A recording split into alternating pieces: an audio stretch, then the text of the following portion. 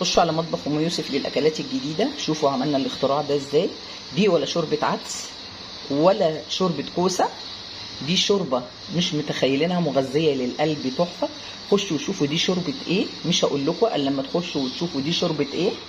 مش هتندموا ان انتوا تتفرجوا وتشوفوا انا عملتها ازاي. طريقه جديده، طريقه تحفه، كل الناس بتحب تعملها، اكتريه الناس مش بتحبها لو انها مغذيه وفيها جميع الخضروات.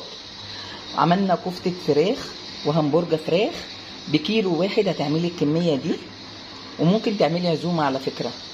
يعني بصوا، وشلت منها ني كمان، يعني قلت لما ارزنق وما عنديش اكل اطلع ده يجي نص كيلو اعمله. بألف هنا وشفا يا حبايب قلبي.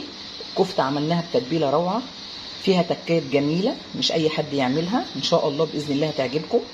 خشوا على مطبخ ام يوسف للاكلات الجديده، اعملوا لايك وشير واشتراك في القناه، دعموني بلايك، اعملوا لي تعليق حلو يفرح قلبي.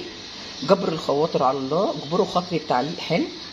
ربنا يجبر خاطركم في الدنيا وفي الاخره ويجعله في ميزان حسناتكم يا رب، ودايما تستفادوا مني يا رب. يا رب ان شاء الله يجعله في ميزان حسناتي انا كمان اللي انا بقدمه لكم، لان كل حاجه بقدمها لكم حلوه ومحتواها جميل. واكتبوا لي في التعليقات بيعجبكم محتوايا ولا لا. السلام عليكم ورحمه الله وبركاته.